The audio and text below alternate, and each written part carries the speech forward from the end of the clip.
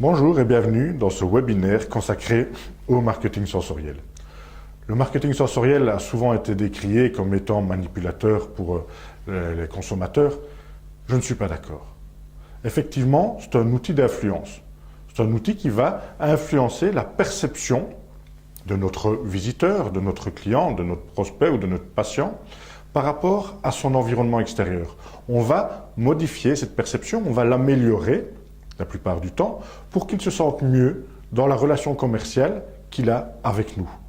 Donc on est vraiment dans une relation gagnant-gagnant. Pendant cette demi-heure, nous allons partager avec vous différents outils que vous pouvez utiliser facilement dans votre concept, dans votre projet, dans votre magasin, dans votre showroom, dans votre salle d'attente. Nous allons définir, comme vous le voyez, ce qu'est le marketing sensoriel. Nous allons décrire les 5 sens et leur utilité. Nous allons parler d'une étude de cas pour vous montrer effectivement que tout le monde peut utiliser le marketing sensoriel avec des objectifs précis de rentabilité derrière ou simplement de bien-être.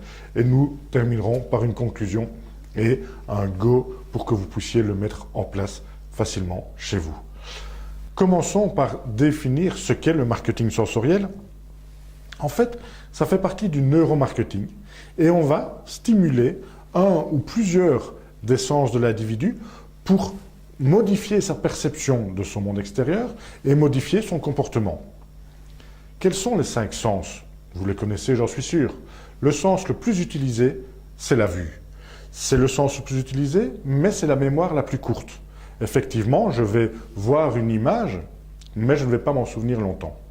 Par contre, les 2 sens qui ont une mémoire très longue, c'est le goût et c'est l'odorat. Ces 2 sens-là ont vraiment une mémoire très très longue. Vous allez vous rappeler d'une odeur ou d'un goût pendant de nombreuses années. Et les 2 sens qui restent, c'est le côté tactile, le toucher, et c'est le côté auditif, donc l'écoute et des bruits. Ces 5 sens vont être stimulés en même temps, ou l'un après l'autre, pour pouvoir effectivement modifier le comportement de l'individu dans une salle d'attente. Par exemple, avec des matériaux nobles, c'est-à-dire du bois brut, etc.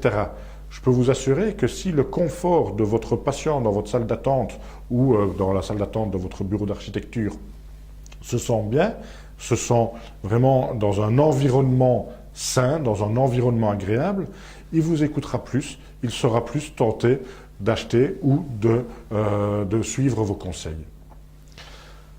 Commençons par le marketing visuel. Le marketing visuel, c'est d'abord les couleurs. Les couleurs parlent. Vous savez, on n'utilise pas une couleur dans son logo ou dans sa vitrine ou sur son flyer ou sur son site internet parce qu'on aime bien cette couleur-là. Ce serait agréable, oui.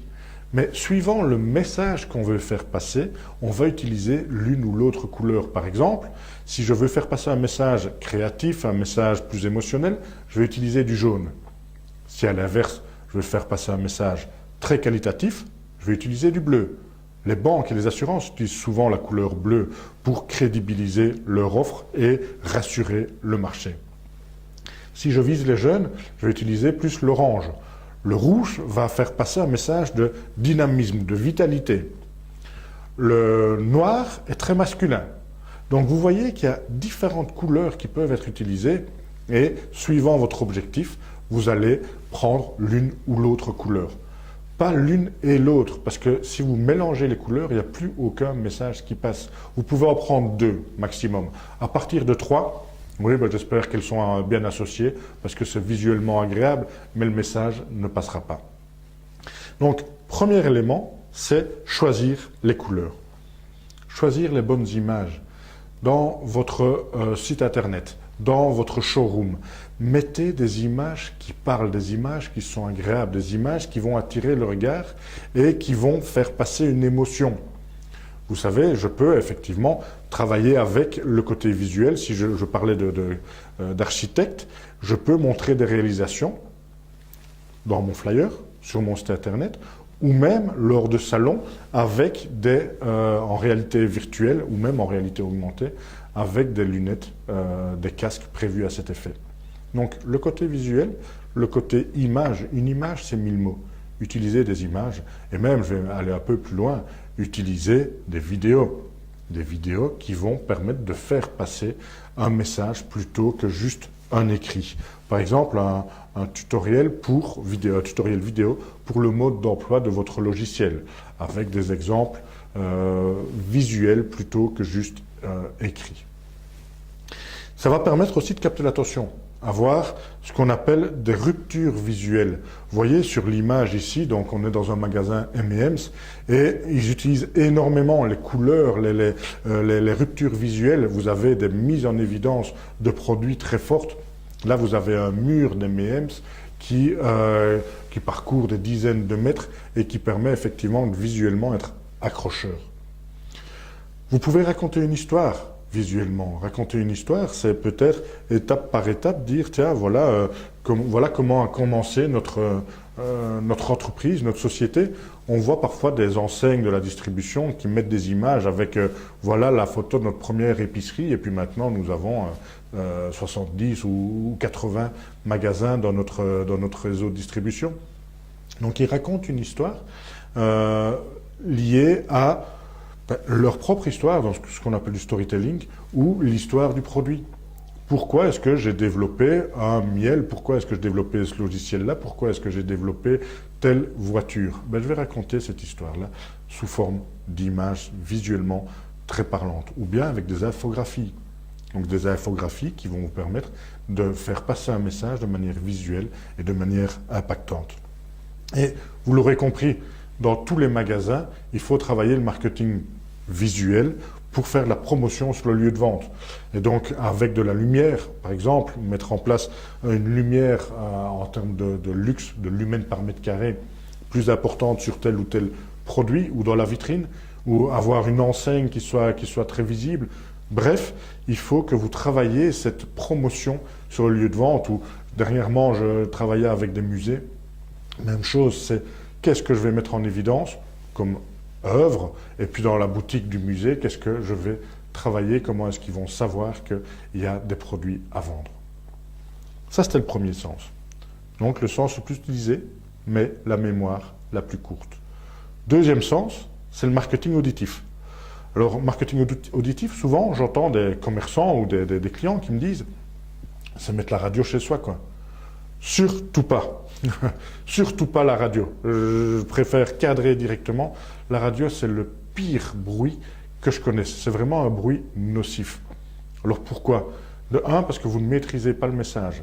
Vous ne maîtrisez pas le choix des musiques. Vous ne maîtrisez pas les publicités. Vous ne maîtrisez absolument rien. En plus de ça, l'objectif, c'est quand même de garder notre visiteur dans notre environnement. Et si vous mettez la radio, il va entendre l'heure, il va entendre, donc il va vouloir être pressé peut-être, il va entendre le journal, il va entendre l'horoscope, il va entendre la météo, et son attention va être captée par autre chose, alors que moi je veux que son attention soit fixée sur mes produits ou sur mon offre commerciale. Donc on va d'abord analyser les bruits nocifs, je vous parlais de la radio, mais il y a aussi les bruits des travaux par exemple, ou l'écho, ou peut-être le silence, qui est un bruit nocif, oui bien entendu. Le silence, dans un espace commercial, est désagréable. Quand vous rentrez chez vous le soir après le boulot, oui, c'est vrai que c'est agréable d'être dans un endroit silencieux, calme et pouvoir se reposer. Mais pas commercialement. Le bruit des enfants, alors, ne me faites pas dire ce que j'ai pas dit. J'ai des enfants, j'adore les enfants, mais les enfants peuvent effectivement être un bruit nocif dans un espace qui ne leur est pas dédié. Si on est dans un restaurant, si on est dans un musée, si on est dans un magasin quel qu'il soit, ou si on est dans un bureau ou dans un showroom. Occupez les enfants pour qu'ils ne créent pas une nocivité de l'espace sonore. Donc on va avoir trois objectifs par rapport au marketing auditif. Premier objectif, c'est l'identité. Je peux créer une identité propre par rapport à mon entreprise ou par rapport au produit. Deuxième objectif que je peux avoir, c'est avoir une musique d'ambiance. Et troisième objectif que je peux avoir, c'est une perception de qualité grâce au packaging ou grâce au produit en lui-même. Donc, premier objectif, l'identité.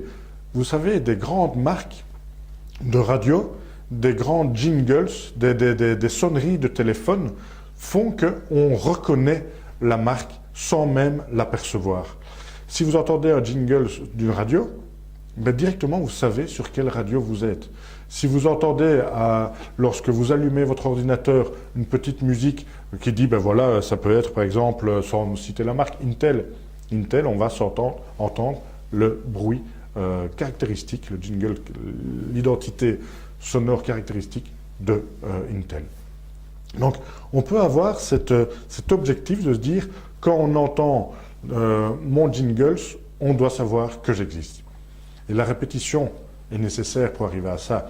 Les publicités utilisent souvent ces jingles-là, les radios, les télés utilisent souvent ces jingles pour faire en sorte d'impacter le cerveau de leurs auditeurs, téléspectateurs, bref, de leur marché.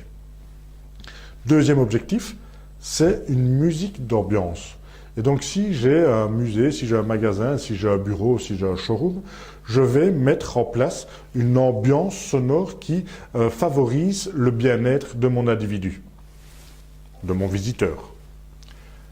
L'individu en question, suivant son profil, va attendre, et suivant le moment de la journée, va attendre une ambiance sonore différente. Peut-être que le matin, il va avoir envie d'un tempo plus rapide, que fin de journée, vers 17h, il veut un tempo plus lent. Peut-être qu'il ne veut pas nécessairement de la musique, mais qu'il veut un bruit de nature, qu'il veut un bruit autre que de la musique. À vous d'identifier qu'est-ce qui va faire en sorte que le client va apprécier chez vous. Vous pouvez mettre une ambiance sonore saisonnière. Maintenant, s'il vous plaît, si on arrive aux fêtes de fin d'année, ne faites pas tourner le même CD en boucle pendant 2 mois.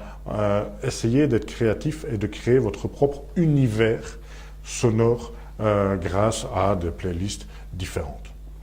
Troisième objectif, c'est de pouvoir augmenter la perception qualitative de votre produit. Si par exemple vous vendez des meubles, vous allez faire en sorte que lorsqu'on referme les meubles, les tiroirs ou les battants, mais qu'il n'y ait pas un bruit trop brusque, on va peut-être mettre des ralentisseurs ou on va mettre des morceaux de caoutchouc à l'intérieur, des autocollants caoutchouc, pour pouvoir diminuer l'impact et le bruit en disant si je referme sans ça, ça va tac, et là je vais avoir une perception qualitative assez basse. Par contre, si je mets un petit morceau de caoutchouc et que j'ai un tac, quand l'armoire se ferme, là je vais avoir une perception qualitative élevée. Donc le bruit du produit en lui-même modifie la perception que j'ai du produit. Il est possible aujourd'hui technologiquement de faire des aspirateurs sans bruit. Oui, c'est tout à fait possible. Mais lorsque vous proposez au consommateur un aspirateur silencieux, il trouve que la puissance d'aspiration est trop faible. Ça n'a rien à voir. Mais donc c'est sa perception de la qualité du produit liée au bruit de celui-ci. Troisième sens que vous pouvez stimuler, c'est le goût. Alors, vous allez me dire, moi je ne suis pas dans l'alimentation. Ben, effectivement, si vous êtes dans l'alimentation, c'est plus facile de faire déguster vos produits. Comme vous le savez, un produit touché ou un produit dégusté est un produit à moitié vendu. Maintenant, si vous n'êtes pas dans l'alimentation, qu'est-ce que vous pouvez faire? Vous pouvez créer une expérience client positive. Il y a énormément de fabricants de médicaments, de dentifrices, etc. qui travaillent le goût de leurs produits pour pouvoir améliorer celui-ci. Et si je dois peut-être faire découvrir le nouveau goût de mon dentifrice, je peux, si c'est à la menthe, donner quelque chose qui fait penser à la menthe. Donc je peux créer une expérience. Ou bien je peux faire déguster par exemple, une préparation à base d'insectes. Donc, parce que mes clients n'ont jamais goûté ça, et donc je peux peut-être créer cette expérience-là. Maintenant, l'objectif, c'est vraiment d'avoir un souvenir plaisir. Et si vous êtes bijoutier, par exemple, qu'est-ce que vous pourriez faire? Ben, dans une bijouterie, on a déjà mis une fontaine en chocolat avec des fruits frais. Et donc, les gens venaient en disant « Ah, j'ai entendu parler que, ah ben oui, c'est ici, on peut se servir, ah ben oui. » Et donc, il y a vraiment ce côté plaisir qui est là et qui fait que les gens en parlent, les clients en parlent, et ça crée un bouche à oreille positif. Je discutais avec un opticien d'une petite ville belge qui me disait « Ah oui, oui, oui, moi effectivement, les gens viennent pour mon café. » Il dit « C'est rigolo parce que je préférerais qu'ils viennent pour la qualité de mes conseils ou pour la qualité des produits, mais quand ils viennent et que je leur propose un café, ils me répondent « Oh oui, parce qu'il paraît qu'il est vraiment très bon. » On est dans ce côté souvenir-plaisir et cette expérience positive. Donc oui, mon conseil, c'est stimuler le côté gustatif, les papilles gustatives de vos visiteurs, de vos clients, de vos prospects. Le quatrième sens que vous pouvez stimuler, c'est le toucher. Certaines personnes sont sceptiques en me disant « Est-ce que tu penses vraiment que l'aspect tactile va modifier la perception du visiteur? Est-ce que ça va changer son comportement? Est-ce que ça va avoir autant d'impact que de stimuler les autres sens ?» Ma réponse est très simple. Les 5 sens ont leur importance en termes de modification du bien-être et du comportement. Vous savez, le toucher, le cerveau, quand vous prenez un produit en main, va imaginer le poids idéal que devrait faire ce produit. Si le poids idéal ne correspond pas au poids réel, commercialement, vous allez avoir une crainte par rapport au produit présenté. Vous devez acheter un avion télécommandé pour l'anniversaire de votre filleul. Vous allez dans un magasin de jouets et vous voyez différents avions télécommandés avec des emballages. Un avion télécommandé doit être léger pour pouvoir voler. Et donc, si vous prenez un emballage et qu'il est léger, ça va vous faire penser que la qualité n'est pas présente. Et donc, qu'est-ce qu'on va faire en tant que fabricant? On va mettre une deuxième batterie, on va peut-être mettre des piles, on va peut-être épaissir le carton d'emballage pour que la perception que vous ayez du produit se rapproche de la perception idéale en termes de poids. Et donc là, vous allez accepter le produit et de payer le prix demandé. Donc ça justifie effectivement le prix. Vous voyez que ça peut avoir un impact très très important sur les ventes. Vous savez, votre carte de visite, ou votre flyer, ou votre phare de présentation, suivant le grammage du papier, votre interlocuteur va avoir une perception différente de la qualité du travail que vous fournissez. Oui, c'est vrai. On va avoir un grammage de 450 grammes pour une carte de visite par rapport à un grammage de 250 grammes. L'interlocuteur va dire « cette entreprise-là travaille mieux que cette entreprise-là ». C'est fou, mais c'est comme ça. Maintenant, l'aspect tactile, c'est autant pour le produit, le poids, la dimension, etc., que par rapport à son environnement. Est-ce qu'il se déplace facilement dans un environnement? Est-ce qu'il n'y a pas de goulots qui font un étranglement dans le parcours client et peut-être qui créent de l'effet fraude-fesse? Qu'est-ce que l'effet fraude-fesse? C'est simplement, si vous regardez un produit ou un présentoir et que derrière vous, il y a toutes des personnes qui passent, ben vous allez trouver ça désagréable et vous ne resterez pas longtemps. Et donc, la présentation des produits que vous vouliez montrer aux visiteurs n'aura pas autant d'impact que si elle est placée là où il y a assez d'espace pour que les visiteurs ne soient pas dérangés entre eux. La température que vous allez mettre dans votre espace commercial ou dans votre bureau ou dans votre restaurant, oui, c'est important. Et il faut privilégier votre client, votre visiteur. Je vois encore trop de magasins qui privilégient le personnel. Alors le personnel doit pouvoir travailler confortablement. C'est vrai, ça je confirme. Mais le client ne doit pas se sentir mal à l'aise par rapport à l'ambiance que vous lui proposez. Si on est en plein hiver qui fait 0 degré à l'extérieur ou moins 10 degrés à l'extérieur et qu'à l'intérieur il fait 25 degrés, le choc thermique va être trop fort et la personne se sentira mal chez vous. Alors qu'il faut absolument que vous modifiez sa perception de son environnement de manière positive.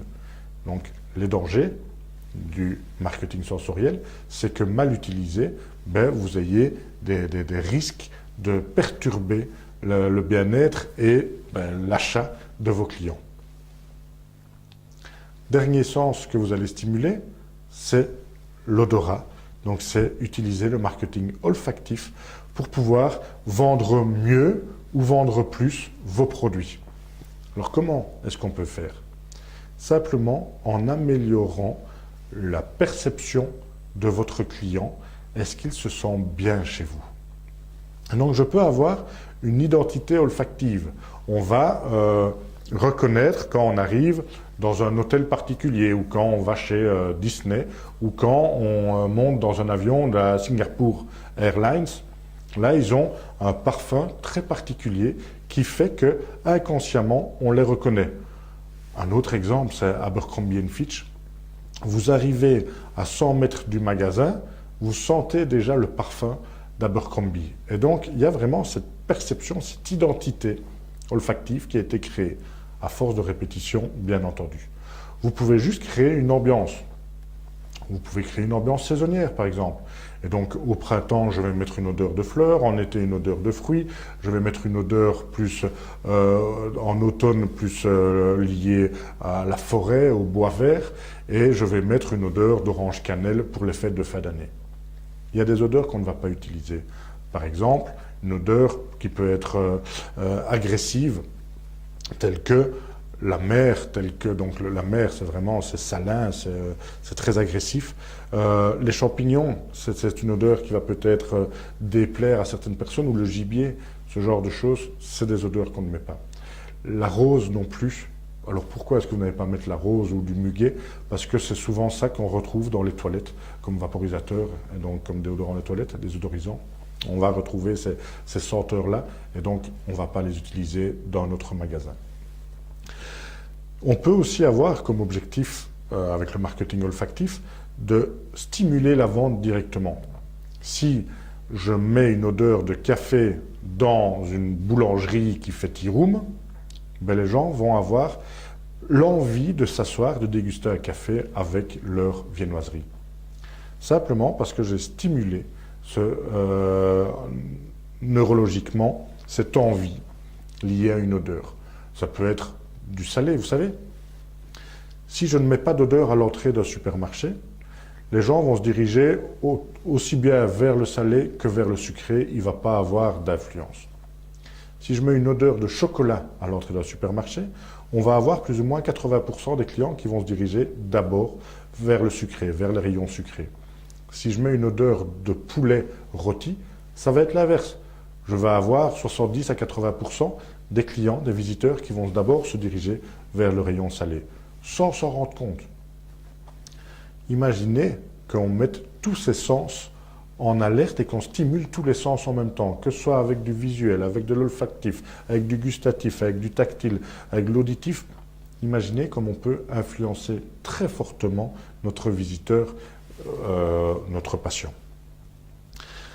Alors, qui le fait? Oh, beaucoup d'entreprises utilisent le marketing sensoriel, avec efficacité ou pas, mais j'ai envie de mettre en évidence la stratégie de Nespresso. Nespresso utilise le marketing sensoriel très intelligemment, puisqu'il y a un équilibre qui se fait. Quand vous arrivez dans un magasin Nespresso, vous n'êtes pas agressé, comme dans d'autres enseignes qui peuvent utiliser trop de stimuli sensoriels, et on ne se sent pas bien.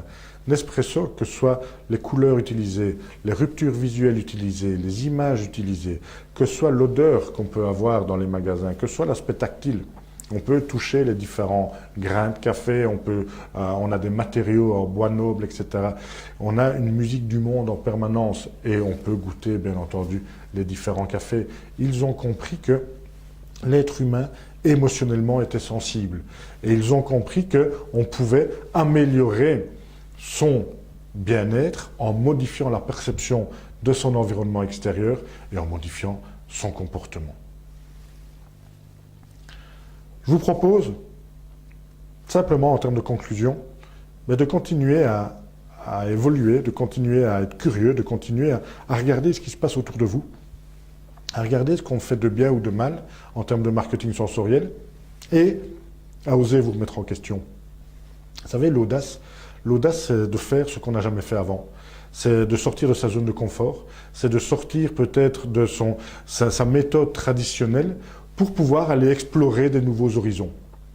Je vous propose d'aller explorer le neuromarketing, je vous propose d'aller explorer le marketing sensoriel et ses 5 sens en termes de modification de la perception de votre visiteur. N'hésitez pas à modifier votre stratégie, n'hésitez pas à y intégrer des nouveaux éléments parce que je suis persuadé que le management de demain c'est un management par l'expérimentation et par l'innovation. Ce n'est pas un management par le savoir et par l'expérience. Je vous remercie de votre écoute et je vous souhaite beaucoup de plaisir dans ce marketing sensoriel.